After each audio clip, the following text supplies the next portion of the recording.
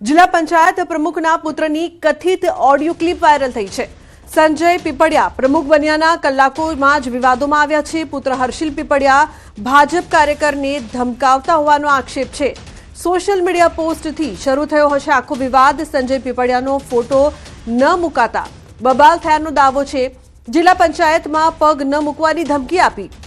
તો વાયરલ ક્લિપમાં પુત્ર હર્ષિલ પીપળિયાએ બોલ્યા છે અપશબ્દો। વાયરલ ઓડિયોની ન્યૂઝ 18 ગુજરાતી પુષ્ટિ કરતું નથી। શું છે આ વાયરલ ઓડિયોમાં તે સાંભળીએ। हेलो હું ફોન કર્યો તો। हेलो फोन काने तू पाड़तो मारा एला હે तुम्हारा फोन काने तू पाड़तो હું નવરો હતો ते नवरो नो होय ते फोन काने उपाड्या मारा હું બહાર હતો ફોન મારો ક્યાં કર્યો અને મારી નહીં. કર્યો ફોન હું નાંગરિયાની અંદર બેઠો એમ नहीं દવાખાનામાં। હવે મેં તને કીધું તું એમ કહેતો હતો અર્જુનભાઈ પ્રમુખ બનવાના છે હા અર્જુનભાઈ નો હા હા નથી કેમ પ્રમુખ અર્જુનભાઈ હા તું વિરોધમાં આવેલો તો ઈ યાદ રાખજે એમ કહું। એ યાદ જ હોય વિરોધ જ હોય। હા એમ બરોબર અને ક્યાંય દેખાતો નહીં નકર હું તો ઉપાડી જ લેવાનો તને મારે ક્યાં જરૂર કોઈ નહીં। બરોબર। હા એટલે ક્યાંય જો જિલ્લા પંચાયત કે ક્યાંય દેખાણો ને એટલે હું તને ઉપર લેવાનો ઉપર લઈ જઈને ભાઈ બરોબર। દેખાતો નહીં હજી તને કહું ખોટા બોટા પડવા ક્યાંય આવતો નહીં। હા એમ તો જે પ્રકારથી આ સમગ્ર ઓડિયો ક્લિપ વાયરલ થયો છે જેમાં સંજય પીપળિયા પ્રમુખ બન્યાના થોડાક જ કલાકોમાં તેમનો પુત્ર છે તે અપશબ્દો બોલતો આ ઓડિયોમાં હોવાની વાત કરવામાં આવી રહી છે। અંકિત જોડાયા છે ફોન લાઈન પર। અંકિત, જે કથિત ઓડિયો ક્લિપ હાલ વાયરલ થઈ રહ્યો છે તે અંગે શું માહિતી છે? ચોક્કસથી લુબના વાત કરવામાં આવે તો રાજકોટ જિલ્લા પંચાયતના ગઈકાલે સોમવારે બપોરે 12 વાગ્યે પ્રમુખ ઉપપ્રમુખ સહિત કુલ 5 હોદ્દેદારોની છે તે નિમણૂક કરવામાં આવી હતી અને નિમણૂક થયાના ગણતરીના જ કલાકોમાં જે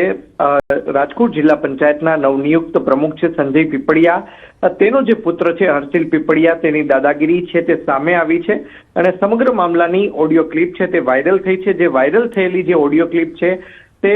સંજય પીપળિયાના પુત્ર હર્ષિલ પીપળિયા અને સાથોસાથ રાજકોટ તાલુકા ભાજપનો જે આઈટી સેલનો જે કાર્યકર્તા છે કાનો કાકડિયા ઉર્ફે કાનો પટેલ આ બંને વચ્ચેની ઓડિયો ક્લિપ હાલ અત્યારે વાયરલ થઈ છે। સાથોસાથ વાત કરવામાં આવે તો જે કાનો કાકડિયા ઉર્ફે કાનો પટેલ છે તેના દ્વારા 15 મે 2026ના રોજ પોતાના ફેસબુક ઉપર એક પોસ્ટ મૂકવામાં આવી હતી। જે ફેસબુકની અંદર પોસ્ટમાં લખવામાં આવ્યું હતું કે રાજકોટ જિલ્લા પંચાયત પ્રમુખ પદના પ્રબળ દાવેદાર 3 વ્યક્તિઓમાંથી કોણ છે તેમ કહીને તેને જે અર્જુન ખાટરિયા છે તેમનો ફોટો મૂક્યો હતો, સાથોસાથ જસ્મીન પીપળિયાનો ફોટો મૂક્યો હતો તેમજ દિલીપ સરવૈયાનો ફોટો છે તે મૂક્યો હતો। પરંતુ રાજકોટ તાલુકામાંથી આવતા હોવા છતાં તેમણે જે સંજય પીપળિયાનો ફોટો નહોતો મૂક્યો અને તેના જ કારણે ઘર્ષણની છે તે શરૂઆત થઈ હતી। ત્યારે ગઈકાલે જ્યારે પ્રમુખ તરીકે સંજય પીપળિયાની વરણી થઈ ત્યારબાદ તેના પુત્ર હર્ષિલ પીપળિયા દ્વારા આ પ્રકારે ધમકી આપવામાં આવી હતી અને સાથોસાથ જિલ્લા પંચાયતમાં એન્ટ્રી ન કરવા બાબતે પણ ધમકી આપવામાં આવી છે। આમ અનેક સવાલો ઉભા થઈ રહ્યા છે કે પિતા પ્રમુખ બનતા જિલ્લા પંચાયતમાં કોને એન્ટ્રી આપવી કોને નો એન્ટ્રી આપવી તે બાબતેનો નિર્ણય શું જિલ્લા પંચાયતના પ્રમુખના પુત્ર લેશે આ સહિતની બાબતો અંગે જ્યારે ન્યૂઝ 18 ગુજરાતી દ્વારા સંજય પીપળિયાનો સંપર્ક કરવામાં આવ્યો હતો ત્યારે તેઓ હાલ જેતપુર હોવાનું છે તે જણાવ્યું હતું અને બપોરના 3 વાગ્યા બાદ મીડિયાને મળશે તેવું પણ તેમણે જણાવ્યું હતું। ચિલુબના અંકિત, ભાજપ એક શિસ્તબદ્ધ પાર્ટી કહેવામાં આવે છે અને અહીં જોઈએ તો પિતા પ્રમુખ બન્યાના કલાકોમાં જ પુત્ર આટલી બધી દાદાગીરી કરે છે। સાથે જ તમે ઓડિયો સાંભળ્યો હશે તેમાં એવું પણ કહેવામાં આવે છે કે ફોટો માટે પણ તું દેખાતો નહીં। હવે આપને લાગે છે આના પર કોઈ કાર્યવાહી કરવામાં આવશે પાર્ટી દ્વારા?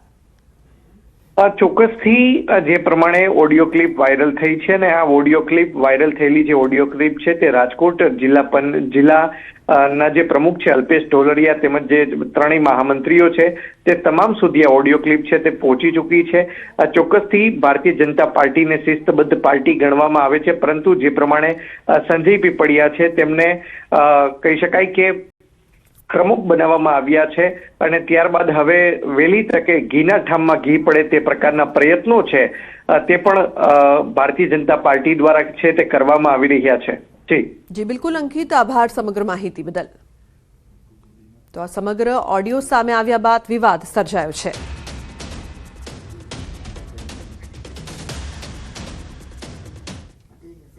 તો આજે મહાનગરપાલિકાઓમાં જાહેર થશે મેયર ડેપ્યુટી મેયરના નામ પ્રદેશ ભાજપના ઉપક્રમે મેન્ડેટ મોકલાશે મનપાઓને મનપામાં મળશે સામાન્ય સભામાં જાહેર કરાશે 5 મુખ્ય હોદ્દેદારોના નામ આજે મધ્ય ગુજરાત અને ઉત્તર ગુજરાતની મનપાઓમાં જાહેરાત થશે 28મીએ સૌરાષ્ટ્ર કચ્છ અને દક્ષિણ ગુજરાતની મનપાઓમાં જાહેરાત થશે મનપાના મેયર ડેપ્યુટી મેયરના નામની જાહેરાત આજે મધ્ય ઉત્તર ગુજરાતની મનપાનો ક્રમ જોવા મળશે આજે ઉત્તર મધ્ય ગુજરાતમાં જે મહત્વની જવાબદારીઓ છે તે સોંપવામાં આવશે ઉલ્લેખનીય છે કે મનપાના મેયર ડેપ્યુટી મેયરના નામની જાહેરાત થશે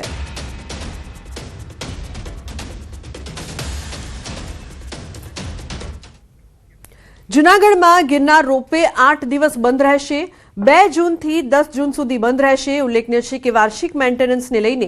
રોપવે સેવા બંધ રાખવાનો નિર્ણય લેવામાં આવ્યો છે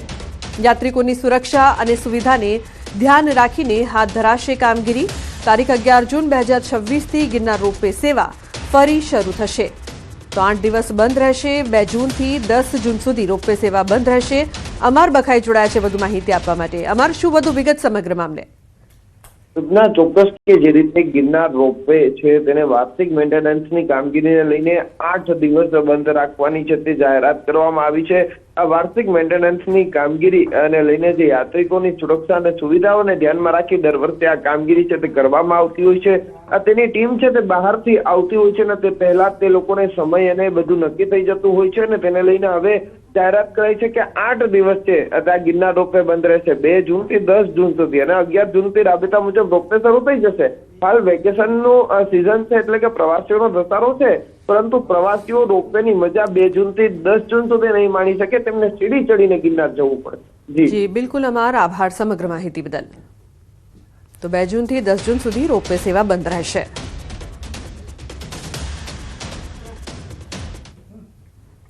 સ્થાનિક સ્વરાજની ચૂંટણીમાં નર્મદા જિલ્લા પંચાયતમાં આપની ભવ્ય જીત બાદ અરવિંદ કેજરીવાલ નર્મદાના પ્રવાસે હતા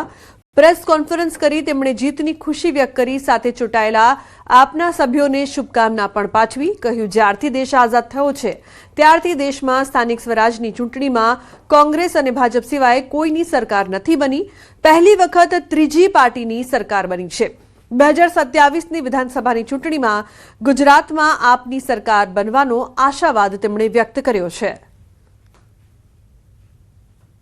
मुझे बेहद खुशी है